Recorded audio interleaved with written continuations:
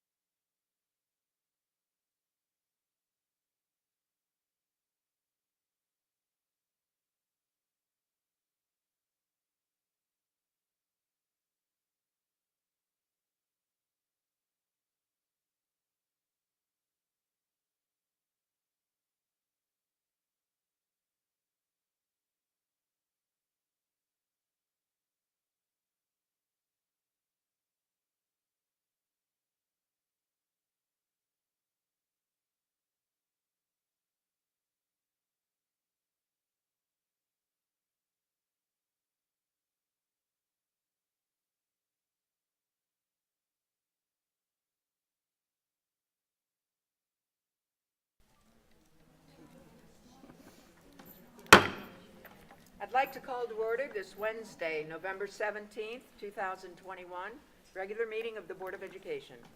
Will you please call the roll? Mr. Gomez? Here. Dr. Hall? Here. Ms. Moffett? Here. Ms. Schofield? Here. Ms. White? Here. Motion to approve the agenda. It's recommended the Board of Education approve the agenda of the November 17th, 2021, regular Board of Education meeting.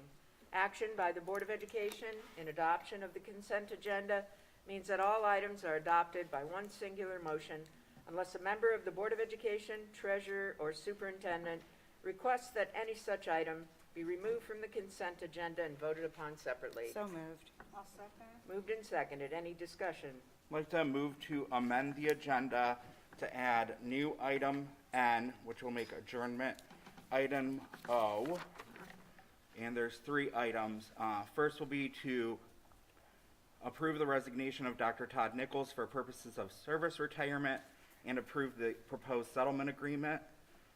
Item N2 will be motion to approve the appointment of Ellen McClure as superintendent pro tempore, effective immediately and until the appointment of an interim superintendent. And item N3 to be motion to approve and authorize the Summit County Educational Service Center to conduct a search for an interim superintendent. I'll second. Moved and seconded. Any discussion on the amendment? Roll call on amending. Mr. Gomez? Aye. Dr. Hall? Aye. Ms. Moffett? Aye. Ms. Schofield? Aye. Ms. White? Aye. Back to our original motion, now approving the agenda as amended. Any discussion? Roll call, please. Dr. Hall? Aye. Ms. Moffett? Aye. Ms. Schofield? Aye. Ms. White? Aye. Mr. Gomez? Aye. Item B, opening ceremony. Welcome. Our vision, Cuyahoga Falls City Schools, the hub of our community, committed to a culture of caring. We innovate, we create, we personalize education for all. Our mission, every student, every day, every opportunity. We'd also like to especially welcome tonight our top Tigers and all the family and friends that are here to support them, and also some staff members and friend of education that we'll be recognizing in just a few minutes. Informational items. This meeting is a meeting of the Cuyahoga Falls Board of Education in public for the purpose of conducting the school district's business. It is not a public community meeting, although there are opportunities for public participation. If an individual wishes to address the board regarding a topic found on the meeting agenda, the individual must complete a registration form found inside the attendance notebook and present it to the treasurer. Following the introduction of the topic by the board president, followed by board discussion, the individual will be recognized. If an individual wishes to address the board regarding a topic not found on the meeting agenda, she or he must notify the superintendent and/or board president of the topic no later than 3 business days in advance of the meeting. These individuals may share their comments during the board business portion of the agenda. In both cases, the individual will preface comments by an announcement of his or her name and address and limit comments to 3 minutes. All statements should be directed to the board president. No person may address or question board members individually. In addition, in public session, the board will not hear complaints about school personnel nor against any person connected with the school system. An unabridged board agenda for this meeting can be found on your electronic device at the address shown on the screen. And for your convenience, hard copies of the board agenda may be found on the table at the back of the room. The next regularly scheduled meetings of the Cuyahoga Falls Board of Education are on December 1st and December 15th at 5:30 p.m. Cuyahoga Falls Natatorium, 2345 4th Street. There is a 6/12 Planning Committee meeting on November 8th at 6 p.m. November 18th at 6 p.m. in the Cuyahoga Falls High School Library, 2300 4th Street, and a special Board of Education meeting on December 8th at 5:30 p.m. in the Cuyahoga Falls High School Library. And finally, another 6/12 Construction Planning Committee meeting scheduled for December 16th at 6 p.m. in the Cuyahoga Falls High School Library. Now for our Pledge of Allegiance and Positive Reflections, Dr. Alex Hall. Please stand as you're able. I pledge allegiance To the flag of the United States of America and to the republic for which it stands, one nation, under God, indivisible, with liberty and justice for all.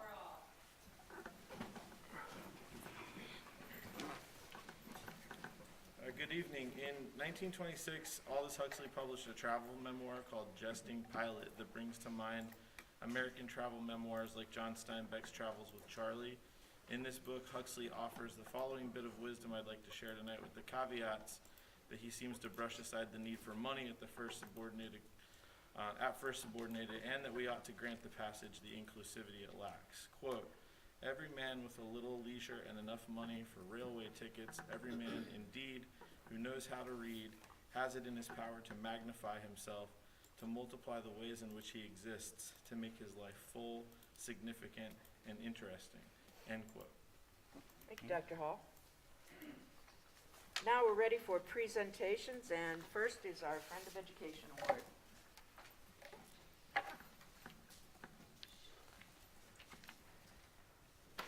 So the Friend of Education Award was established in 2018 by the Cuyahoga Falls Board of Education to publicly recognize the service of an individual, business, organization, or group that has made a significant contribution to our school district. So the Friend of Education Award looks for individuals, businesses, or organizations that directly support our vision and mission and are significant in their contributions to us. Any individual, member of our district school community, can nominate someone for the Friend of Education Award. Recipients are awarded this recognition 4 times during the year. So tonight, our Friend of Education is the Cuyahoga Falls Public Library. And to introduce our honoree is Mrs. Tina Lindy, who is our elementary library media specialist. So, Mrs. Lindy.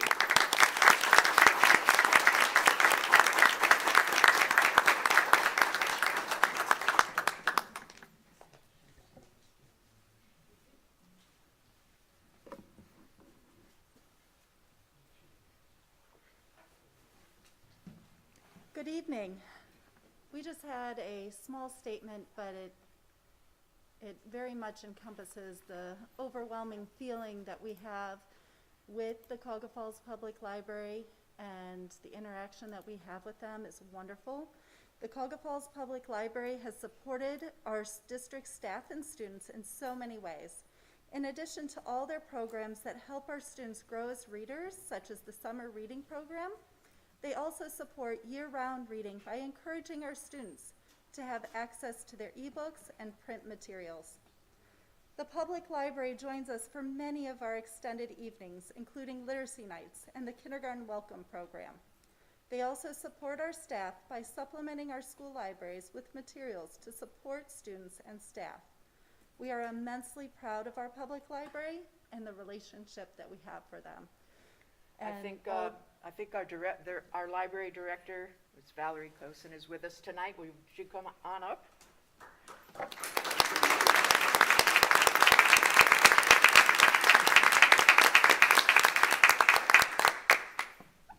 And again, thank you for everything. Thank you. It's great working with you. We really appreciate your cooperation.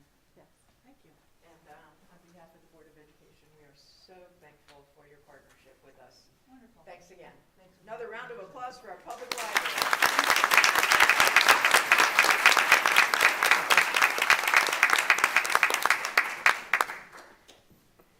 Our next presentation this evening is the Summit County Educational Service Center All-Star Teachers. Mrs. McClure. Good evening, everybody. Each year, the Summit County Educational Service Center, or ESC, recognizes 2 staff members nominated from each district in Summit County as all-star teachers. They have 2 different categories. The first is outstanding educator, which is someone who is a veteran teacher who really just rises above. And the other category is a rookie teacher, who is a newer teacher. They have to have been teaching for 3 or fewer years. So we wanted to invite our rookie teacher, Miss Olivia Hershey, and our veteran teacher, Miss Tina Magis, to come on up and join us.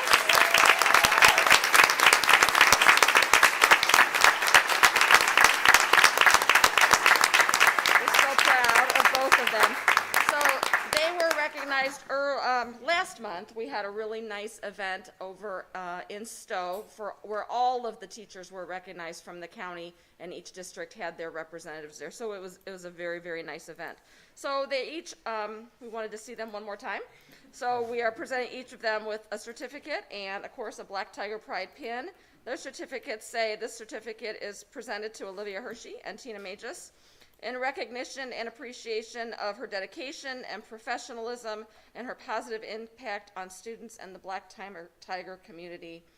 Congratulations for the Summit County ESC All-Star Teaching Team.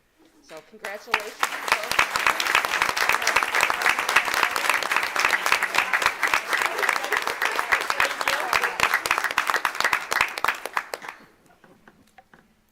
Presentation number 3 are our top Tigers. So Ms. McClure and Dr. Cruz. All right.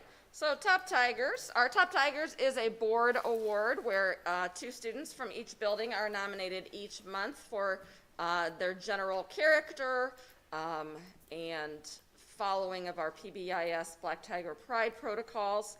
While it is a board award, there are several sponsors, and I'm going to invite Mr. Gary Metcalf to the stand to talk a little bit about the sponsorship from the Alumni Association. Thank you very much. Congratulations to all the Top Tigers tonight and their families. We'd like to thank, the Schools Foundation would like to thank the Top Tiger sponsors, Donato's Pizza, Dietz's Florist, and Young Screen Printing for their gifts. Some of the things that the Schools Foundation has done in the past, we have helped out with the new entrance to Clifford Stadium, Tiger Trail, which you could still purchase a brick if you like. See me afterwards. We like to give each Top Tiger a t-shirt tonight. See me out in the hallway afterwards. You too could be proud to wear one of these. And in May, hopefully, we cross our fingers, we can march in the Memorial Day Parade and wear your t-shirt. You'll get more information in school in May. We help out with all class reunions. We honor distinguished alumni. Every May, we have a scholarship reception. Last May, we honored 58 graduating seniors with $131,000 worth of scholarships. And we also provided teacher grants to, I believe, 7 teachers. One thing we could not do, any of this without the help of our alumni. Thank you very much.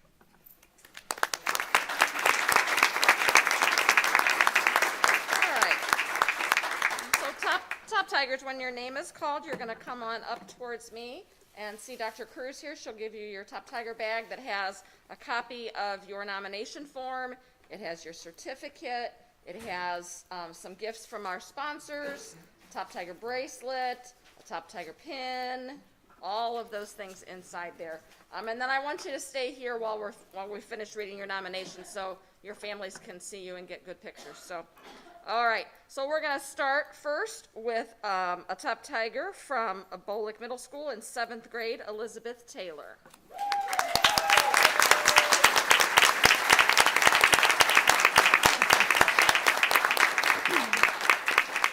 Elizabeth was nominated by Mrs. Schloss and Mrs. Carlisle, and they have this to say about her. Elizabeth is a wonderful young lady who takes her education seriously. She is dedicated, conscientious, and willing to take chances to further her knowledge and her sense of understanding of the world around her. Elizabeth comes to class willing and ready to learn. She participates by bringing new and unique perspective to the topic at hand. She is the person that others wish to work with, since she is not only a hard worker, but she is also a person who encourages others to share so that she can see their perspective. Elizabeth is a delight to have in class. Congratulations. Nice job. Good for you.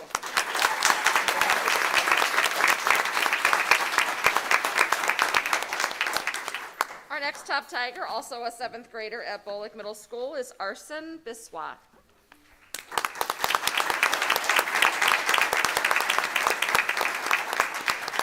Arsen was nominated by the entire 7th grade team, and they tell us that he is the perfect person to be a Top Tiger. Arsen exceeds expectations when it comes to taking responsibility for his schooling. He makes sure to respectfully email his teacher when he is absent in order to make up his work. He addresses everyone in a respectful and kind manner. Arsen works well with others, never complains about schoolwork, and is a silent leader in class. They say they don't know if he understands how much the other students look up to him as a role model, and they appreciate the good example he sets in and out of the classroom every day. Nice job. Congratulations.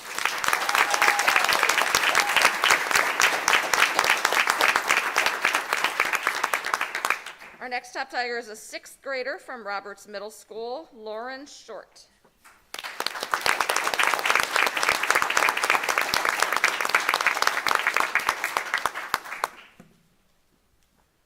Lauren was nominated by the 6th grade team over there at Roberts, and they say she is a very polite and hardworking 6th grade student at Roberts Middle School who absolutely deserves to be the Top Tiger. She is a student who shows up every day with a smile on her face and loves to put in the work. She had nearly straight A's in quarter 1, which is evidence of her tremendous work ethic. Her teachers rave about her humility, her kindness, and ability to work with anyone. Her language arts teacher, Mrs. Rubino, may have said it best, saying, "She is just a great kid who clearly loves school." Roberts Middle School is a special place because of students like Lauren. She is a fantastic student, and we are lucky to have her as our Top Tiger. Congratulations.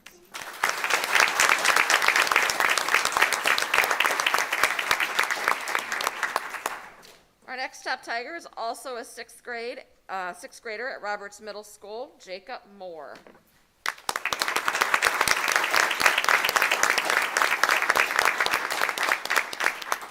Jacob also was nominated by the 6th grade team. Jacob Moore is a very talented student, but he is absolutely exceptional at math.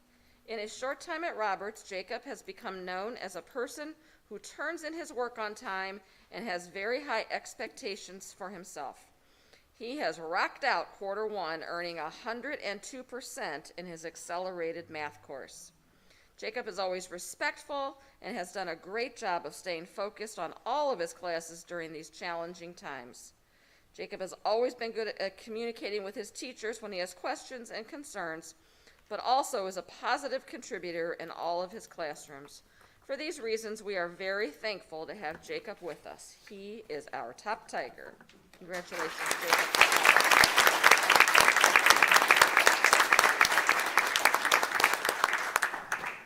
Our next top Tiger is a 12th grader at Cuyahoga Falls High School, Olivia Smith.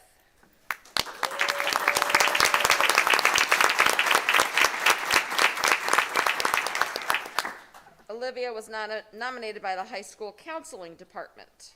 Miss Olivia Smith is an outstanding senior in the graduating class of 2022. She currently carries a 4.313 grade point average by taking college credit courses, honors, and advanced placement classes. She is also a member of the National Honor Society. Currently, she is working on a field experience and portfolio in her urban agriculture class, which will enable her to earn a social science and civic engineer honors diploma when she graduates. Olivia has been involved with Junior Leadership Akron and her church youth group. Olivia is a member of the renowned high school marching band and swim team. She likes to be outside, spend time with her friends, and play with her quarantine dog, Louie.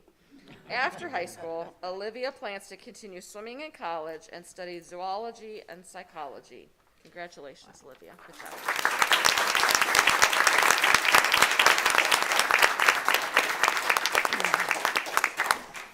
Our final top Tiger of the night is also a 12th grader at Cuyahoga Falls High School, Michael Franklin.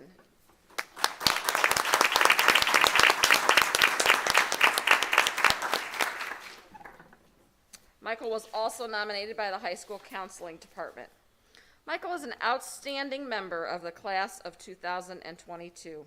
He started earning high school credit while at Roberts Middle School, and since then has taken 13 honors classes and 6 advanced placement courses while at Cuyahoga Falls High School. At this time, he carries a cumulative grade point average of 4.364. Michael has been a member of the prestigious Cuyahoga Falls Black Tiger Marching Band for 3 years, where he plays baritone. In addition, Michael is a member of the Gold Tones, where he plays trombone. Michael is a member of the high school chess club, and his favorite subject is physics. This young man even finds time to work part-time at Western Reserve Hospital, where he serves patients their meals and works in the kitchen. Michael plans to further his educational career at either Case Western Reserve University or The Ohio State University, where he plans to study engineering. Congratulations, Michael. Good job.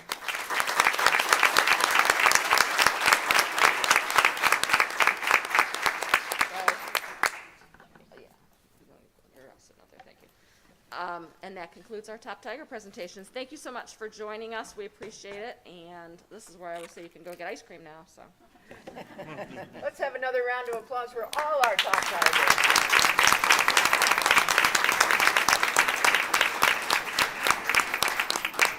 Mr. Metcalf will meet you in the hallway to give you your special T-shirt in case, just step out there and you'll be able to wear those in the Memorial Day Parade. Thank you again.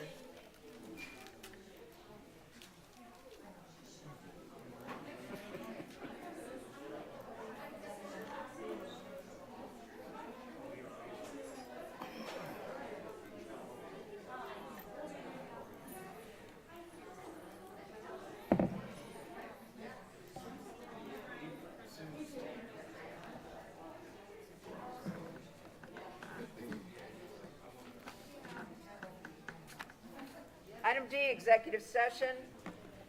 Pursuant to Ohio Revised Code, Section 121.22G5, it is hereby moved that the board adjourn to executive session for the purpose of considering matters required to be kept confidential by federal law or regulations or state statutes. I'll second.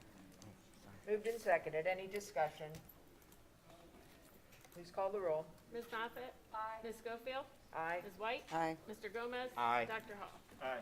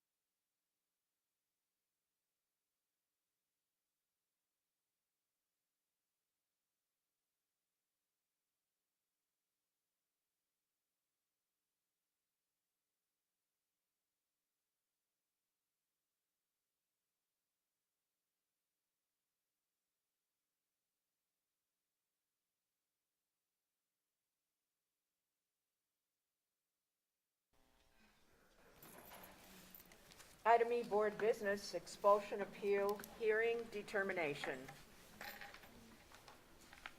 Madam President, I'd like to make the following motion in regards to the expulsion hearing appeal. Based upon the evidence presented at the expulsion appeal hearing held before the Board of Education on November 17th, 2021 in executive session, this board hereby takes the following action with respect to the September 29th, 2021 expulsion of the student, a student at Roberts Middle School. Affirm. The action affirming the expulsion is based upon the finding and determination of the Board of Education that on or about September 22nd, 2021, the student, a student at Roberts Middle School, brought a knife with a blade longer than 2.5 inches to school and showed the knife to other students in school. Such conduct constitutes a violation of Section A, disruption of school, and Section H2, dangerous instruments, knife 2.5 inches, blade other than firearm of the Student Code of Conduct. I'll second. So moved and seconded. Roll call, please. Ms. Schofield? Aye. Ms. White? Aye. Mr. Gomez? Aye. Dr. Hall? Aye. Ms. Moffett? Aye.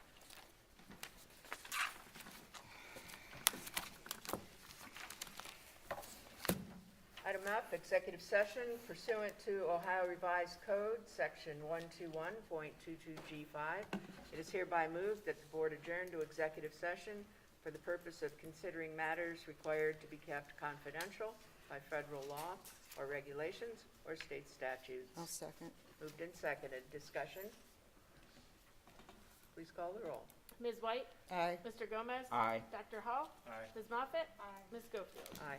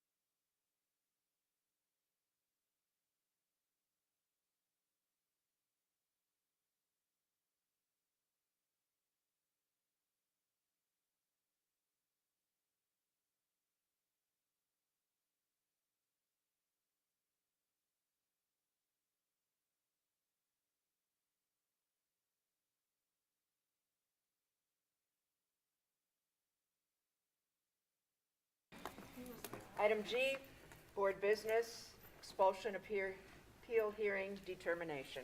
Madam President, I'd like to make the following motion in regards to the expulsion appeal hearing. Based upon the evidence presented at the expulsion appeal hearing held before the Board of Education on November 17th, 2021 in executive session, the board hereby takes the following action with respect to the September 29th, 2021 expulsion of a student at Cuyahoga Falls High School. Modify. The action modifying the expulsion is based upon the finding and determination of the Board of Education that on or about September 21st, 2021, a student at Cuyahoga Falls High School brought a dabbed pen containing THC to school. The student allowed another to hit the dab pen. Such conduct constitutes a violation of Section Q of the Student Code of Conduct, drug possession, and under the influence of a substance. It further constitutes a violation of Section W regarding multiple code violations.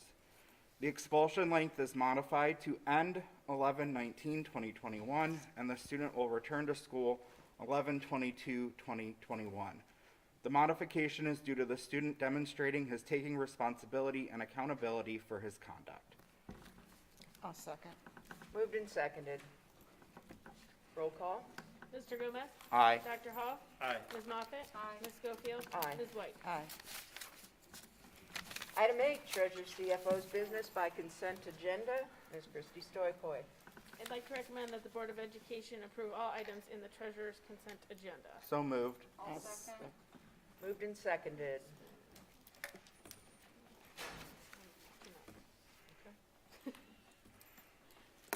Okay, there, we have the minutes, and I think in your packets were all of the purpose and goals from all of the different clubs, principals accounts, our local grants, so those are all there for approval for the 21-22 school year.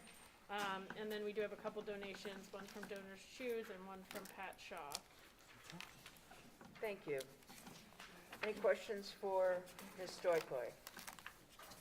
Roll call, please. Dr. Hall? Aye. Ms. Moffett? Ms. Schofield? Aye. Ms. White? Aye. Mr. Gomez? Aye. Item I, Treasurer CFO's business. Do you want me to You again. recommend first, or do Oh, yeah. presentation? Okay. I'd like to recommend that the Board of Education approve and accept the 5-year forecast as presented. So moved. Second. Moved and seconded. Okay.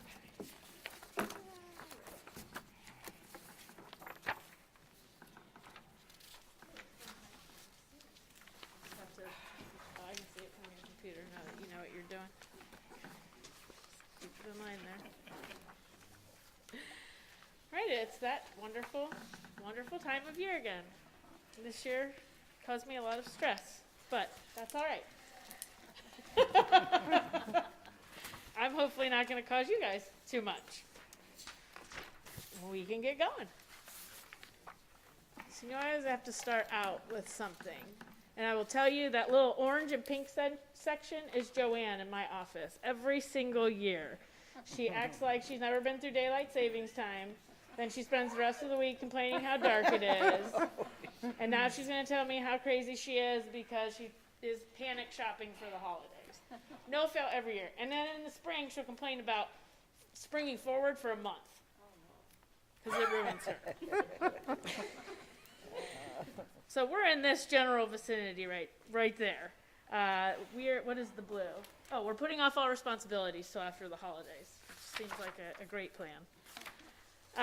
So the purpose of the forecast, and we've gone over this before, is to engage the board and the community in long-range planning and discussion of financial issues that are facing the district.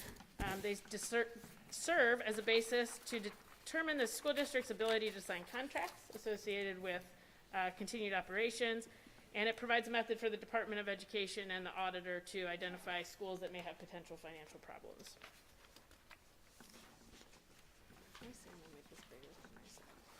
So this is our version of the 5-year forecast for the Cuyahoga Falls School District.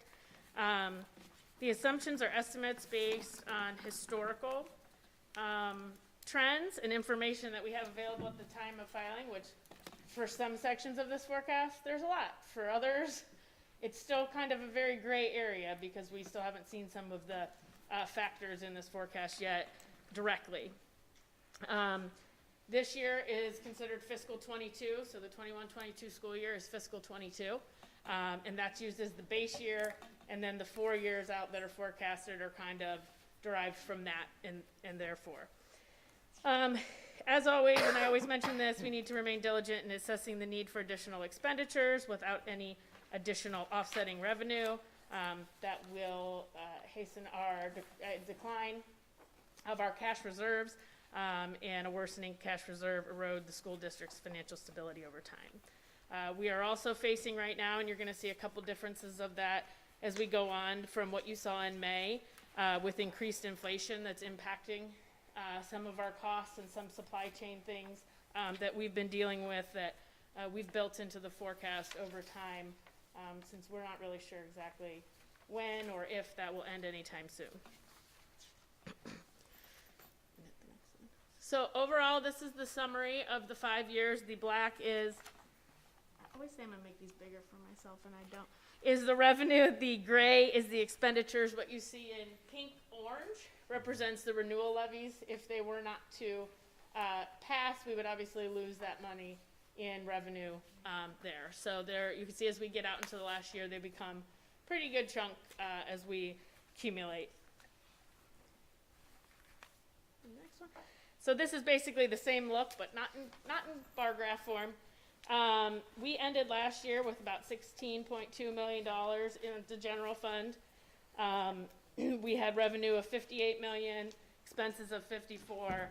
So we ended with a positive expenditure, or revenues over expenditures of about $4 million last year. I'm sorry, that's what we're predicting this year. I need glasses for this.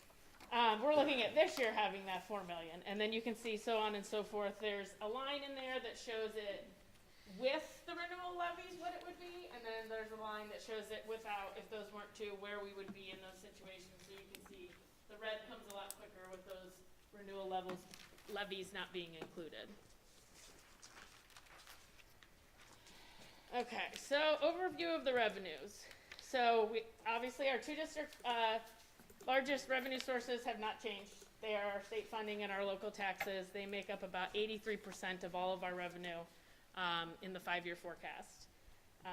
There are 3 levies that are modeled for renewal in here. There are 2 that expire next year in calendar 2022. You can keep hitting it, Ryan.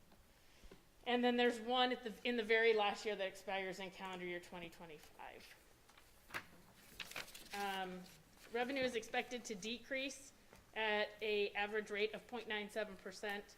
Historically, it increased 3.42%. You're going to see why, though, because there's a lot of major changes with the state funding on how we receive revenue and how expenditures are classified that are going to throw some of these categories off, and it's going to look a lot different as far as putting historical trends based on how it's going to be coming in the future. So it's going to look drastically different. Oh, we moved on. Okay, so real estate. So the 9.9 mil levy, 9.97 mil levy that was originally approved in '91 was renewed this past November for a 5-year period. Previous to that, we had renewed one in November of 2020 for a 5-year period. And the last new money levy was in 2019 as part of the bond combination and permanent improvement.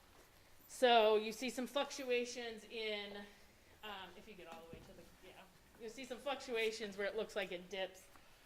It doesn't necessarily dip, it is just that we received half a collection the one year, then we received a full collection the next year on that 2019 levy, and then it flattens out for the rest of the way as we don't anticipate any new money revenue there.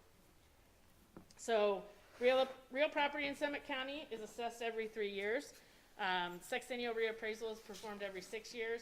That most recent was in 2020. It was a big one for Summit County. It was a big one for most counties in the state of Ohio. Summit County increased 13.76% overall.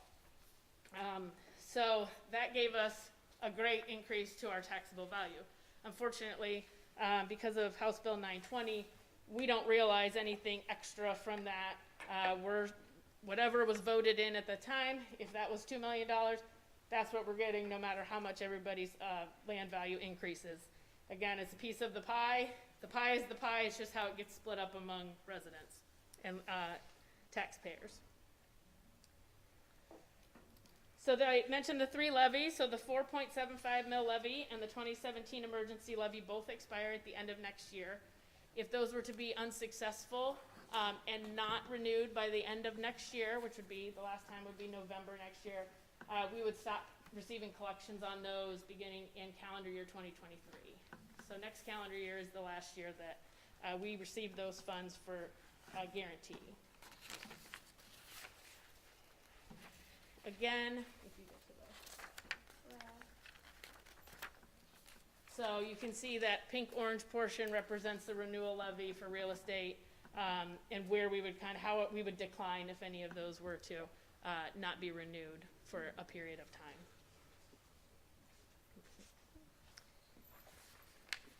Public utility, personal property, this is a very small portion of our forecast and of our funds. It makes up about 0.83% of our 5-year forecast. This is tax revenues that are paid by public utilities. It's historically changed on and off. It's hard to gauge at times because we used to receive a little bit more than we do here, and we just don't anymore. So that's the difference in the fluctuation of what was historical and what is going forward. And then property tax allocation, which is our last real estate component, is homestead and rollback. So everyone receives 10% rollback and 2.5% rollback for homeowner occupied homes. And then there's homestead for those that qualify. There's different qualifications for that. So total property tax allocation generates about 6.37% of our revenues. So again, you can see modeled there the portion of that would be part of the renewal levies. The big thing with property tax allocation is back in 2013, House Bill 59 had a major impact to the way that homestead and property tax and rollback is done. So prior to House Bill 59, which was in 2013, all this money was paid for and reimbursed by the state. So everybody receives this, you get your 12.5% roll off or whatever else you may have, and the state would reimburse the district that money. In 2013, they decided that's not the way they wanted it to work anymore, that any current levy that was in existence at that time would be grandfathered in. After that, any new money levy, that 12.5%, was going to be paid by the taxpayers instead of the state of Ohio. We have 2 levies that do fall into that, where the 2019 4 mil operating and the 2017 emergency levy. If any of those other levies that have been on, and they've all been on previous to 2013, were to fail for whatever reason and lapse, and we have to go on for new money, that is considered exactly that. It's considered new money, and now that responsibility is on the taxpayer. It's no longer on the state, even though it was before. They also have changed some of the qualifications for homestead. This is the first year I saw a drop in homestead reimbursements. They kind of grandfathered people in, but they've made it a little more difficult, and they've added an income component for homestead exemptions, and so not as many people qualify anymore.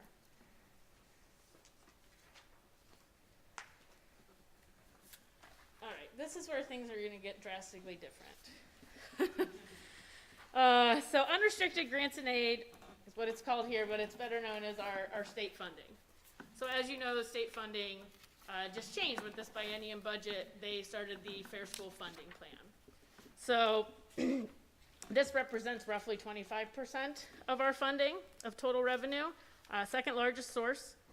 In addition to this, there's also revenue from the casinos is also included in this category.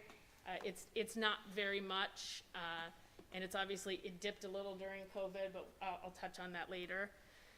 A little background, in fiscal 20 and 21, so the 2021 school year, reflected Governor DeWine's changes to the formula, which weren't really changes if you recall. He basically just said, everybody's going to get the exact same amount they got in FY19, no matter if you get more kids, less kids. If you got $1 million, you're getting $1 million.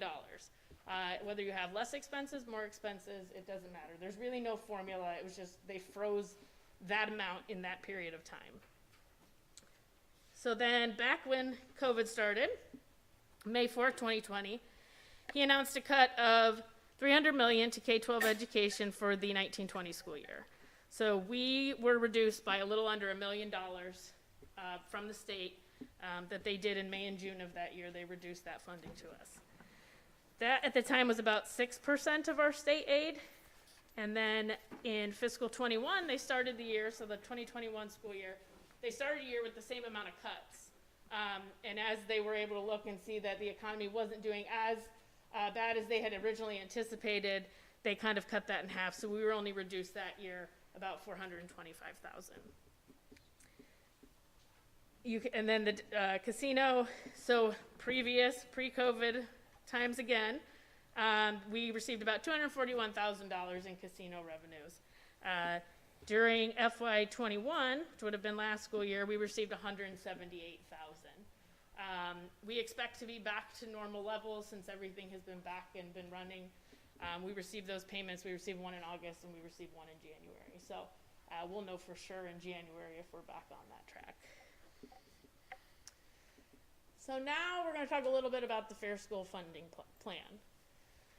And I'm going to do the best I can on this because we still have not seen it directly yet. So they anticipate rolling it out where we'll see the actual calculations for Cuyahoga Falls in December. So our December payment from the state will have all of this.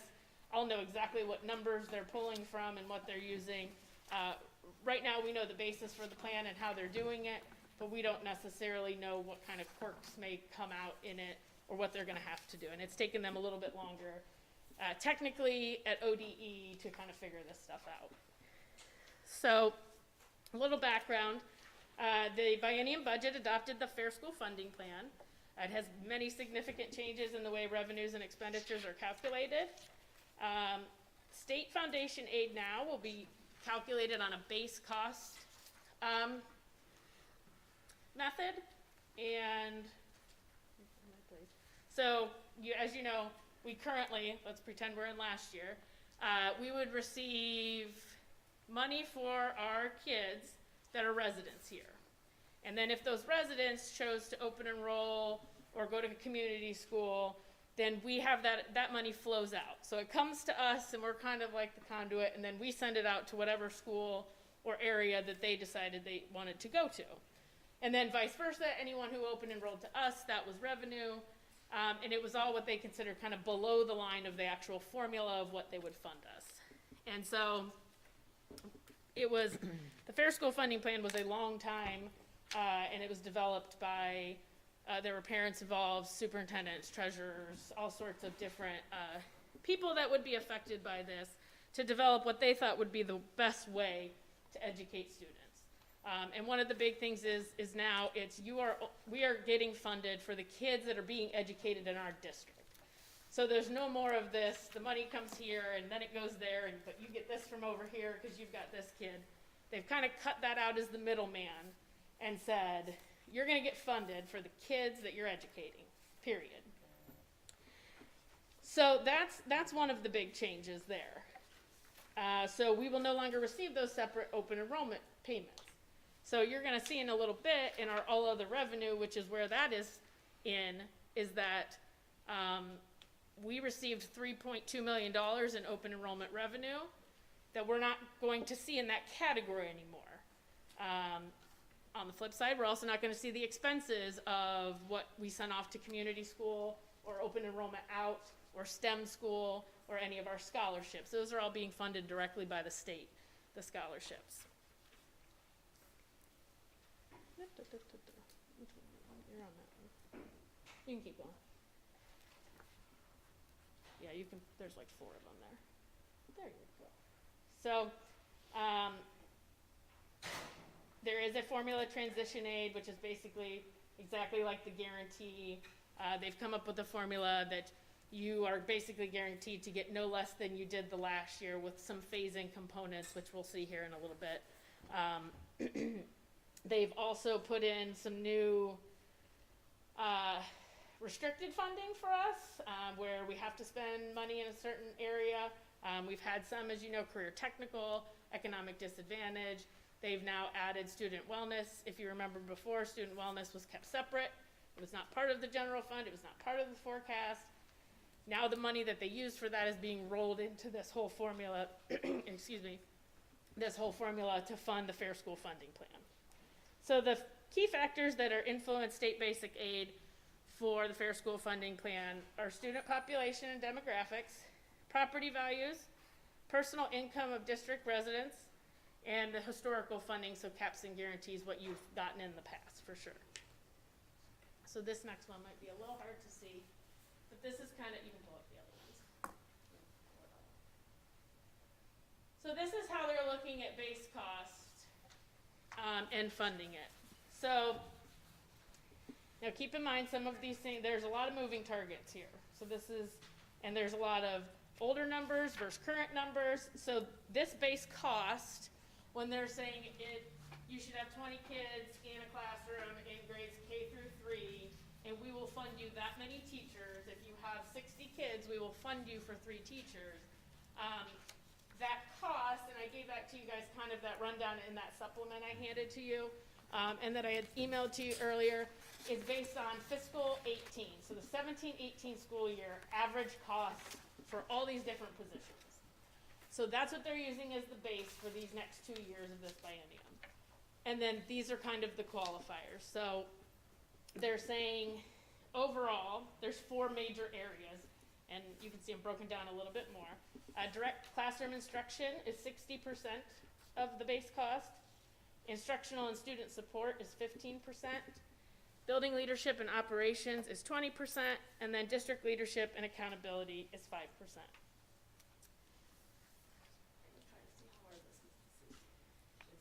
So, yeah, can you go back? So, you can see below what right now is tentatively in all the simulations and projections, what it looks like for Cuyahoga Falls for each of those categories. So it's a total of about 31 million. Yeah, 31 million. We have total enrollment of, now this is, our best numbers as of this time, and that's also a fluctuating thing too, of about 4,200. So that gives us a base cost enrollment per student of $73.85 is what they say they will fund us, will fund per student. Then they come up with this next calculation, capacity per pupil, to determine how much of that can you garner with local funds, and then how much are we going to be responsible for of that $73.85. So doing that, they use 3 different things to come up with this. 60% is based on the most recent 3-year average assessed values, or the most recent year, whatever's lower. When they used to do the state share with the old formulas, it was all based on property value. 100% of it was based on your ability to levy your residents and how much they could contribute, and that would decrease or increase what the state's percentage was that then they would give you. Now it's a little bit more. That's still 60% of it. 20% of it is based on the most recent 3-year average of federal adjusted gross income of district residents, or the most recent year they take whatever's lower. And then the final 20% is based on the recent federal median income of district residents multiplied by the number of tax returns in that year. So they weight those 3 different things, and you can see in this calculation, here's where we're at. So they've come up with, we have a capacity per pupil, 211,000. They also add in this, it's kind of like a sliding scale of the wealthiest district that comes into this and the lowest, and then they kind of fit everyone in between and assign you a multiplier based on kind of where you land.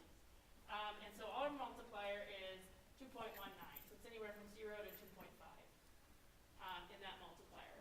So then they take that and they say, you, of that 73.85, you can raise, based on these demographics, 4,500 of it, and we're going to be responsible for 2,700 of it.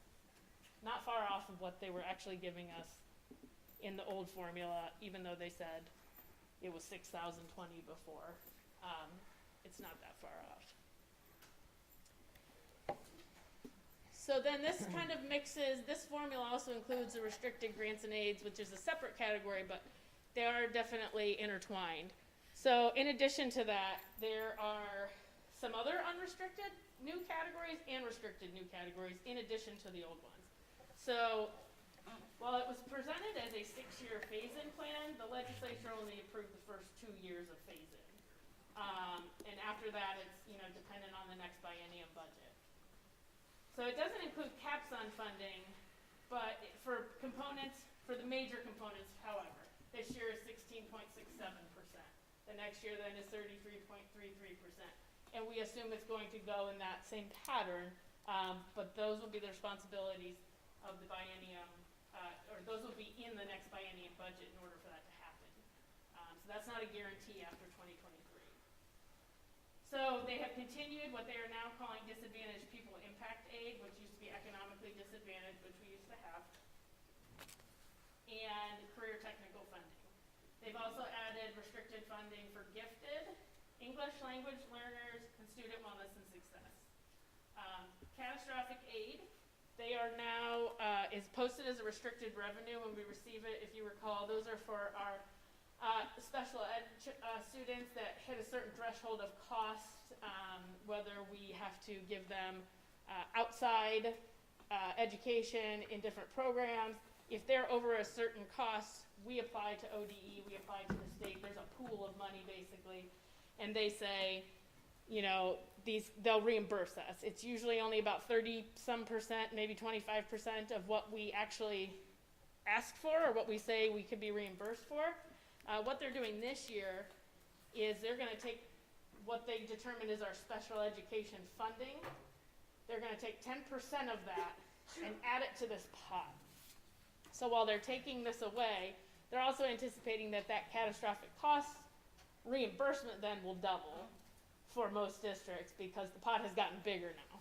So while you may have applied for $1 million and only got $200,000, the pot's big enough now that perhaps you'll get $400,000.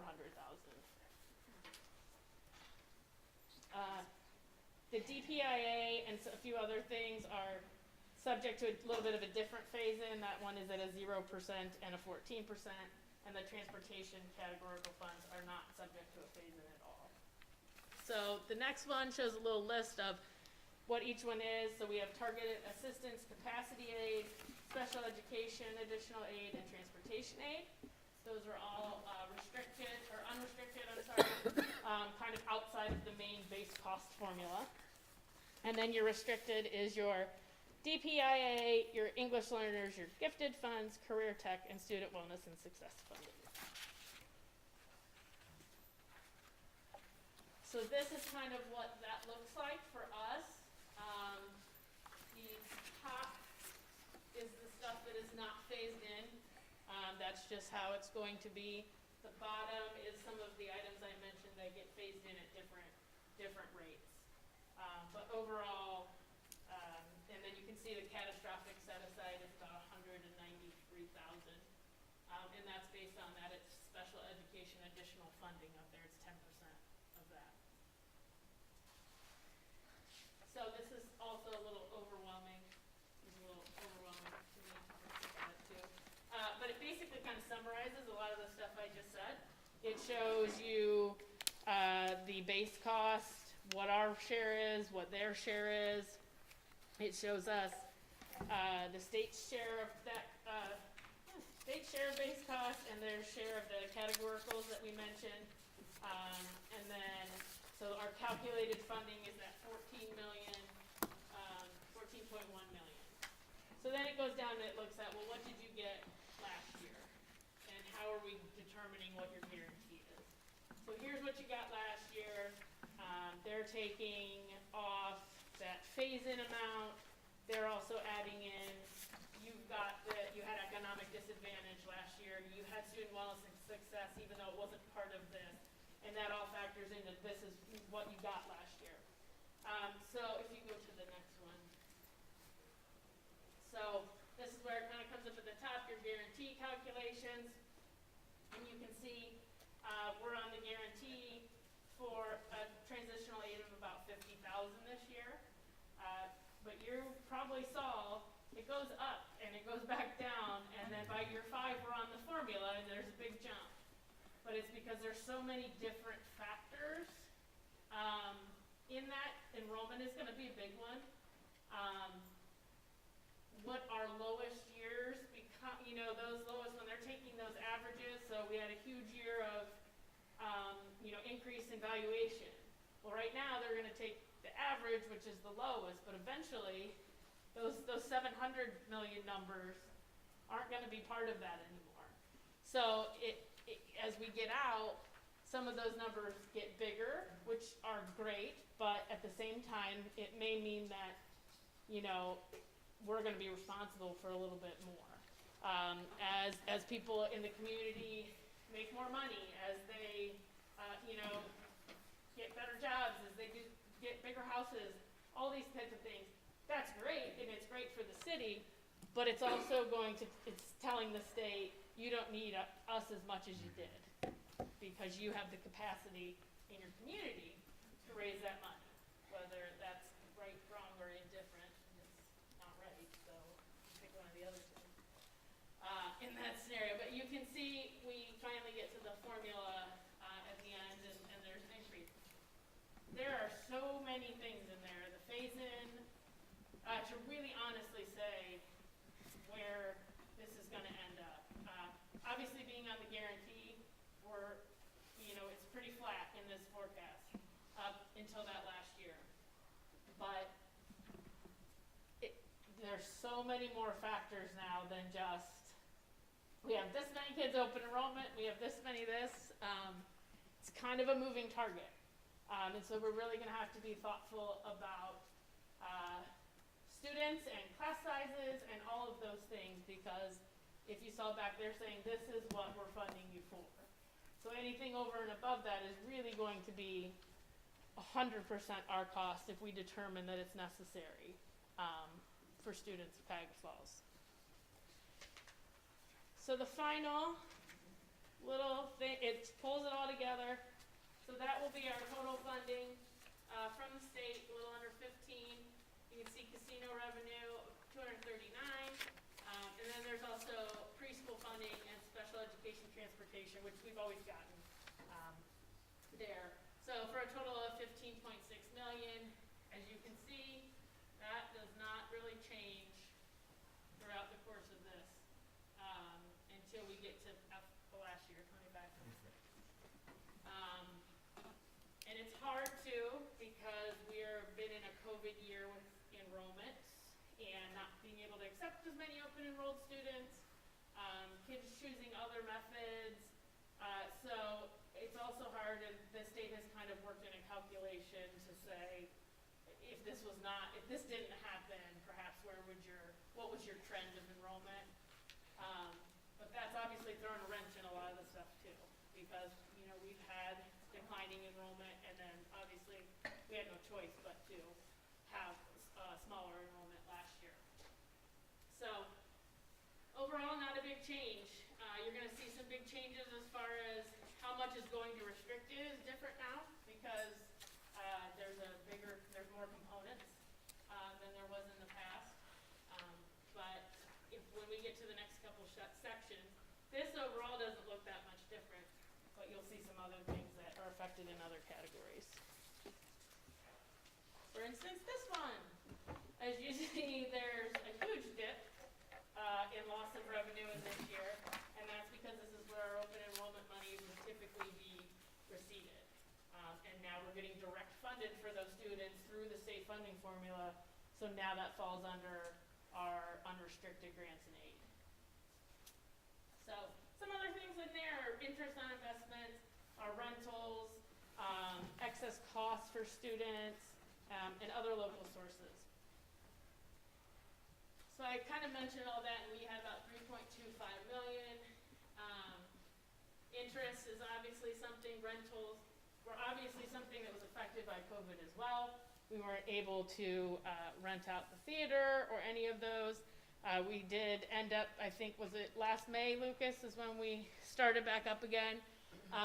So we did start receiving revenue there. Interest, as you see every month, has picked up a little bit, but it's nothing back to where it was in February of 2020. We also received in this category, another reason for the dip is we received almost $1 million from the Bureau of Workers' Comp as kind of COVID relief. It was a one-time payment to kind of cover some of that state funding cuts that we received. We don't assume that in future years. We're not getting it. And so that's also a reason for the decrease in this category. So that overall, we're looking at almost $4.2 million that would normally have been under all other operating revenue. Whew. And is no longer there. So this used to be 10% of total revenues, now it's 4 because of that. So overall, what you're going to see, and here's just kind of, you can see some of the key components of this category, of where we've been at. Another one I've mentioned in the past is our Medicaid reimbursements that have phased out. So you see where we were receiving stuff, and last year we were at 6.3, and this year I believe we're at 2.3 for this category. Total other financing sources, pretty much everything else, your transfers in, your advances in, refund of prior year expenses. We received a premium rebate from the Bureau of Workers' Comp and from School Employees Retirement System. We pay a set payment every year, and so then they true us up at the end of the year, and either we owe or they give us back what may not have happened. We do not assume those in future years, so they happen in 21. They're not in the forecast from FY '22 on. Excess cost funding received from 6th District Compact for special education and Project Search. So we kind of house those coordinators here, and we pay them on our payroll, but it is utilized by all members of 6th District. So at the end of the year, we calculate the cost for those employees and anything else that may go along with those programs, and then take the list of students and say, you know, Woodridge is responsible for X amount, Stowe for this, et cetera, et cetera. And those are always a year in arrears, and that's why they're in this category. A big one that was last year that you won't see again is that food service and athletic funds are accounted for separately. If you recall, food service had some revenue issues. We had to advance, $200,000 in the beginning, about this time probably last year, to help them cover deficits. They were able to advance that back to us in April, as they were, once school is back in, and they were doing okay. So they're in a good spot now, and I don't have anything forecasted in this category for either of those departments. So far, so good. Because that was a lot to take in, as I'm sure it was for you, especially when I can't see. I'm used to having it, and I tie those numbers back, but I put like, okay, and yes, that's what they did put in our bank account, and it's difficult in theory to understand exactly how they're going to try to implement it. So now expenditures. Our two largest expenditure categories are still salary and benefits, about 79%. Historically, on average, they increased 2.85, and they are, on average, going forward, looking at about 2.06, which exceeds the 0.97 decrease annually. That's typical. We have a lot of conservative numbers in both sides of the forecast. I don't think I'll probably ever give you a forecast that says your projected expenses are under your projected revenues because of the conservative nature. So personnel services, it's our salaries. They make up 56% of the district's operating expenditures.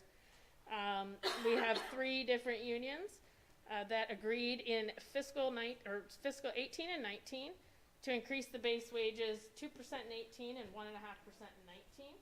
And then in fiscal 2020, 19-20 school year, they all entered into agreements to extend their contracts for a year with no base increase on salaries. Those 3 rollovers expired at the end of 2020. So last year, another wonderful fun thing during COVID is we negotiated with all of them on Zoom. And that was a blast. Sign me up for that again. But we were successful in ratifying agreements with all 3 unions for 3 years. So they went into effect last year. this current year, and then next year, the 22-23 school year. The agreements include a 1.5% base wage that was last year, 2.5 this year, 2.5 next year, and then some employees that were frozen steps back in 2011 got one of their steps back. The last few years of this forecast show a 2%, and that's not anything other than kind of a historical trend of what's been given on average, and just used for forecasting purposes. So, as we also know, the emergency levy plan, which I talked a little bit about last time, allowed for some personnel expenses to bring some people back in certain positions, and then we also implemented a RIF in the 1920 school year that provided a cost savings of over $1 million. So you can see that kind of dip there in 2020 and then back up. No, you're good. Employee retirement insurance benefits. So this is about 22% of our operating expenditures. This includes Medicare, health insurance, workers' compensation, retirement costs that we're responsible for. During negotiations, all three unions agreed to increase co-pays and co-insurance, which reduced overall costs in future years. The reduction in force also saves some money here as a byproduct of the salaries. You can see our insurance premiums, where they've been, and they're kind of all over the map a little bit, but this last year we were fortunate enough we saw a 1% increase to our insurance premiums. But given the unstable nature, they're 8% every year out because we just never really know what's going to happen. The consortium does a really good job of trying to find ways to save money and to do all sorts of things. So we are in a consortium with about, I think there's 7 other districts now. So they do a good job. Purchase services. So these include our professional and technical services, data processing, our nurses, our utilities, travel, meeting expenses, all of those things. So previously, a lot of the money that came out of this section was state mandated type expenditures that I talked about. So your community school students, your STEM students, students that take autism scholarship or John Peterson scholarship, those were all deemed as expenses to us, and so that's how we had to charge them. Well, now with the new funding formula, these are all direct funded, so I don't have any part of this. So here's another category. You're going to see the opposite of this because the amount is going to decrease a lot compared to what it was historically. So there's some things that are still in here, college credit plus, some other tuition costs, excess costs that we're responsible for other districts that their students are special education and they have higher financial needs than some of our regular students, and it's over and above the amount that the state is providing or saying is to cost to educate a child is over and above that. ESSER funds and prior student wealth and success funds are in they're not part of the forecast. They're required to be kept completely separate, but they have, in the next couple categories, been used to offset some costs that would have impacted or that were already happening in our expenditures. So right now, one of them that we had anticipated down the road would be our social workers are out of this category because we get them through the Summit County ESC, so they're not directly on our payroll, they're a service. And that was something that we had planned, but we kind of sped up that timeline given COVID and wanting to have them here with the students.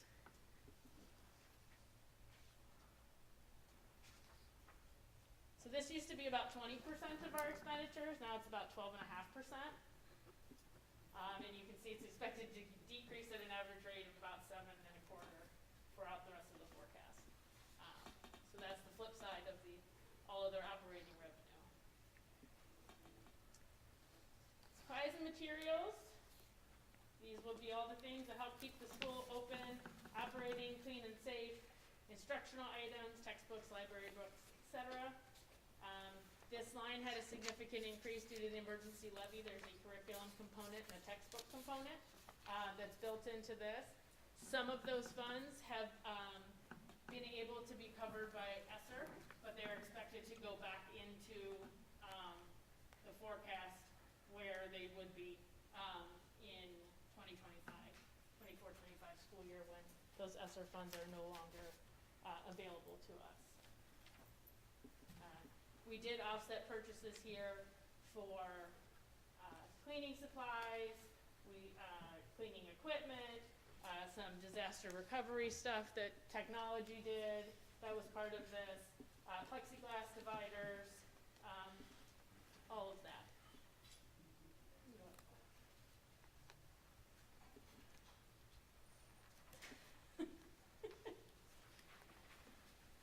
So capital outlay is basically our equipment is stuff that's supposed to have a life of 5 years or more. So anything we do to the buildings major, any land improvements, anything like that. There is a huge component of the emergency levy. Most of the emergency levy plan falls into this category because most of them are major improvements to roofs and boilers and parking lots and those kinds of things. So that's where the emergency levy, the biggest impact is here. Again, ESSER has offset some things that would have had to come out of here and increase our budget, but thankfully we did not have to. So to touch on the emergency levy, and I won't go into it a lot because we kind of went over it last time, but you can kind of see what the plan was. Technology is a big piece. We were able to use a lot of our different coronavirus relief funds from the state. From Summit County gave us some, and then some of the initial ESSER money we used to buy, overall probably 4,000 Chromebooks right away? I know, it was a lot. It was enough to get us to 1-to-1 and then 2-to-1 for the younger kids, so they didn't have to like haul everything back and forth. They could have one at home and they could have one at school.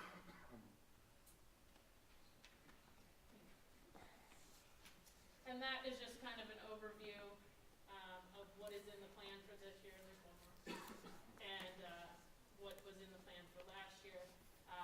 Next year is, again, only half a year of a collection.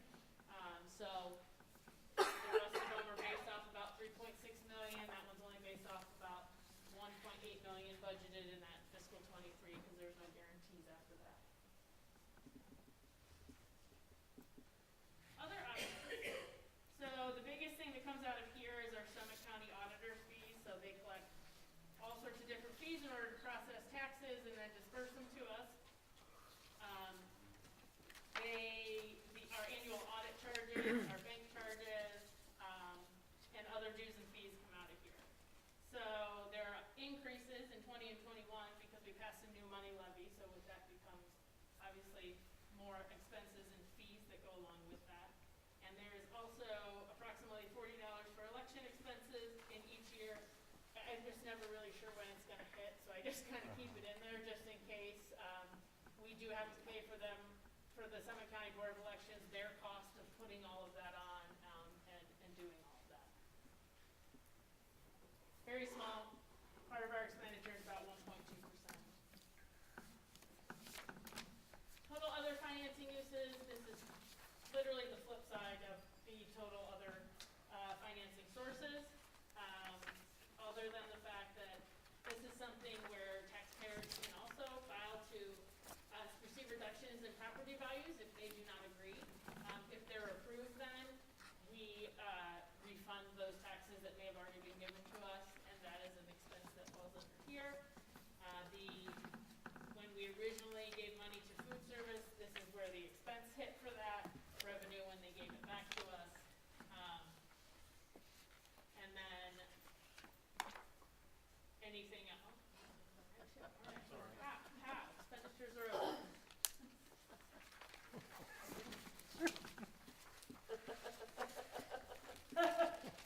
Come on, I can do that to you right now. All right, so to get to the bottom line here, revenue or expenditures, a good sense of the school district's fiscal health, positive number indicates that you spent within its revenue. A negative number indicates that our expenditures exceeded our revenue. Our goal is that this number should never be negative. We should always have revenue over expenditures. So, this was where we were at in May. And it's gonna look different, and I won't say it's gonna look like it got a little worse. It did get a little worse, but there are a couple factors that are part of that. So that's where we were, and here's where we are. Now, you can't line them up on top of each other because it's gotta be shifted a little bit. So really, you're on a diagonal of, that 1.6 in 2023 is now 1.1. A lot of that has to do with building the amount of inflation and the costs of supplies and materials and things at the moment. We typically stay with the same percentage, year to year, forecast to forecast.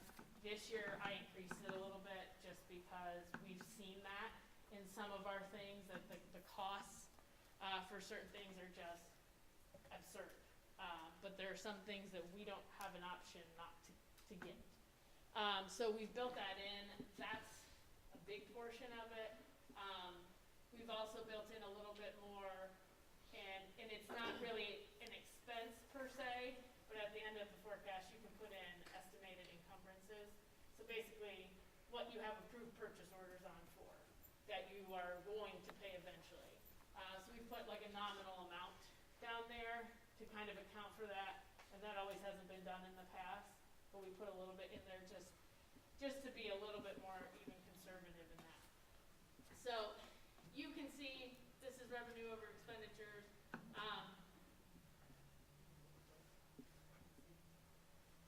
The top one is without the levies renewed. The bottom one is with the levies renewed, where we will be. And this is not the bottom line. This is just where we're at, revenues versus expenditures in a silo for that year.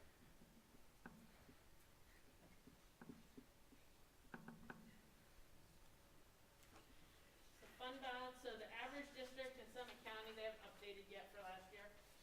So it's gonna be the same thing, but the average district in Summit County has a 33.1% cash carryover. We are the 6th lowest with 22.1%. That was in fiscal 1920. So I'm sure we've climbed the ladder since then in the last year. They do not have that data ready yet. ODE recommends 60 days cash carryover to be solvent, and industry standard is 25%.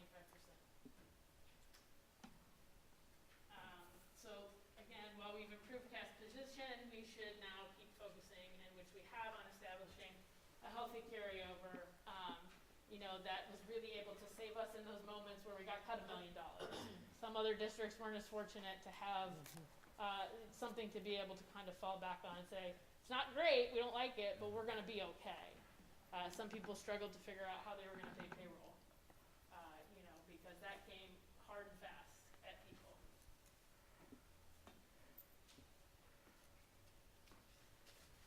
So these are the bottom line balances. As you can see, like I said, it looks a little bit different.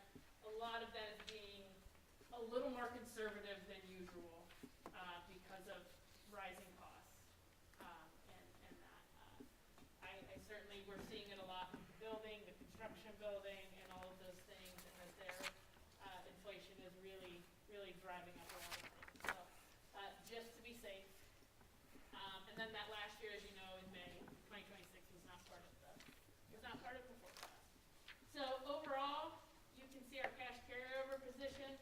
It's still a good cash carryover position this year. You will also see that this is going to change a little bit too, percentage-wise, because overall our expenditures are less. Our revenues are also less. So the whole thing, it kind of flips a little bit. So this year, or last year, we ended at about 28.3%. Now that was based on expenditures of $57-some million. Well, this year we're only looking at $54 million.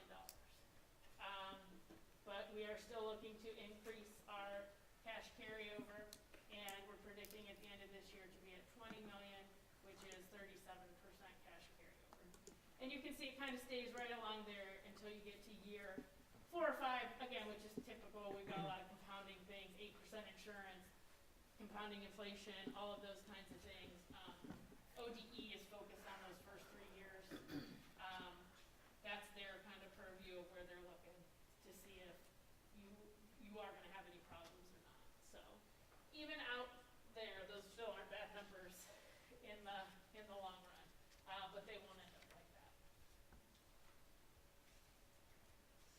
It's super duper. And then I'll turn it for questions. Right?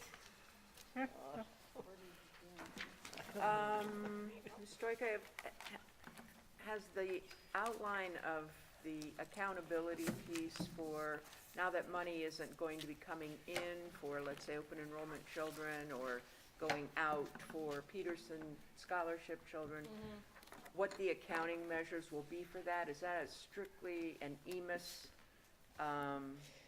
Yes, data? as far as keeping track of those students, yes. It'll strictly be an EMIS thing that we will keep track of in the student data system, but the dollars will not be associated. It will not have any financial implications. It will just be to know the state is now direct funding a lot of that, or giving the money directly to the district. So obviously it'll have a financial implication if you feel, you know, we don't have those open enrollment papers filled out, or that, like, then we're obviously not gonna get the money directly funded to us either, because they're still looking at you as a student of, you know, Akron or Springfield or Hudson or wherever. So there will be a component of that to make sure that our enrollment is correct and that everybody is pointing in the right direction and doing everything, because that will really factor in more so than ever to the funding formula. We'll still be able to track that data, Yeah. though, won't Oh, we, yeah. on how many Yep. students are? Yeah, and we'll still have to, as far as we know, we will still have to, especially for our kids in special education, we will still be doing that excess costs back and forth. The resident district will still be responsible for that excess. We're only going to get direct funded a base student amount that does not include all of those other items. So the last we heard, we were still going to have to do that kind of after the fact billing to say, it costs us X dollars to educate this child. You're the resident district, you're still responsible for Right, that. good, So thank you. there's no definitive on that, but I would assume that that's gonna continue. Great, thank you. Other questions on the forecast? I just want to comment on the community capacity piece of the Fair School Funding Plan, because this is something I get asked by residents a lot. There's a misconception that the Supreme Court ruling said that you can't have property taxes, and that's not what they said. And the reality is the funding formula is created based on an assumption that our local community, through property taxes, will fund the majority Yeah, of that. because previous to this, any other formula, that was the only factor. Yeah. Was your tax valuation. That was the only factor. So they have tried to kind of divvy that up, because one may be high and another component may not be as high for whatever reason. You've got all sorts of districts over Ohio with varying, you know, demographics that can contribute to that. Thank you. Other questions? Wow, thank Yeah. you. Oh,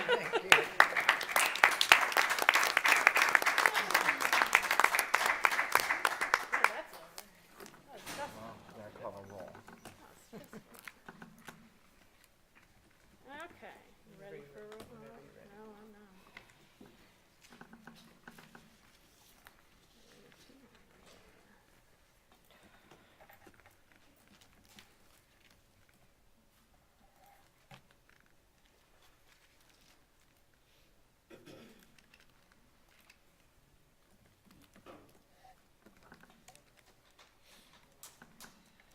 Okay, ready? Ready? Ms. Moffett? Aye. Ms. Schofield? Aye. Ms. White? Aye. Mr. Gomez? Aye. Dr. Hall? Aye. Still me, huh? Through you. All you. I'd like to recommend that the Board of Education approve the October 21 investment schedule and monthly spending reports. So moved. Second. Moved and seconded. I'm not gonna go hardly any deep in here. I will give you a look at food service, because that's a nice little positive. And we can pop up athletics and interest. So, what do you got? Food service up there right now? Okay. So food service, as I told you, not to fear, would be back and we would finally be getting those reimbursements. This month of October, we received $334,000, mostly in federal reimbursements for lunches. Our expenses, that'll dip a little next month, just as an FYI. They did kind of a, in one of the ESSER packages, they put in some kind of a one-time payment to cafeterias where it was the difference between March through June of 20, through what you received in March through June of 21, and they took the difference of your revenue loss and said, we're gonna reimburse you 55% of that back. So we did get about $80,000 in October for that. So other than that though, we still got a federal reimbursement of over $200,000, which is good. And I know Chef Bill said like breakfast and everything is just hopping, so that's good. 168 in expenditures, gave us a result of operations of 166.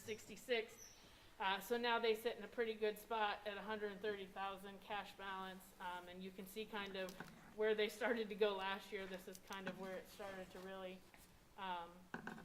go downhill. Was right around September, October, I think is when, October or November was when we made the advance. And if you look back at the prior years, fiscal 20, which was this October, is pre-pandemic, they're pretty close to where they were, so that's good. Athletics, similar thing, they brought in about $48,000 in October. They spent about 16. So we're looking at $31,000 result of operations, and they're well better than they've been before. They're at 151,000 cash right now. I know KJ has spent he's put off a lot of like major kind of expenses that maybe typically would have been done during last school year and this school year. That now he probably has the ability to go back and say, we're able to do this now that. We were able to have ticket sales and have people, that was a tremendous help. And then interest, we've got a little bit of a tick up in some places, and not in others. So the Star Ohio, the reason for the small decrease there is the balances that we hold. So that's where when we have to pay payroll, we kind of take money from there and put it in our general account with Huntington, and so it sweeps out of there. So that balance has gone down a little because that's normally where all of our tax proceeds, our state money goes. We received all of our first half settlements from Summit County, so we're not seeing as much revenue in that account as we normally would. Still, obviously, they're the same payroll. So that's the reason for the decrease there. And you can see all of our red tree, other than accrued interest, which has stayed pretty stable the last few months, had increases. Again, nothing totally significant, but something's better than nothing. And that's it, unless someone has questions. Questions on the financials here? Please call the roll. Ms. Schofield. Aye. Ms. White. Aye. Mr. Gomez. Aye. Dr. Hall. Aye. Ms. Moffett. Aye. And now I'm done. No further comments. Thank you so very much. Item J, Superintendent CEO's business by consent agenda. Ms. McClure. Thank you, Madam President. It is recommended that the Board of Education approve all items listed in the superintendent's business consent agenda. So moved. Second. Moved and seconded. Any discussion? I have two comments on number 4, the contract for services with Garland, for the roof repair at Roberts. I'm excited to see that happen. Even though he couldn't be here tonight, my thanks to Mr. Bugatti for his work on that and answering my questions about it. And then on item 6, just note that that is in accordance with board policy EBCD subsection 2. Thank you, Mr. Gomez.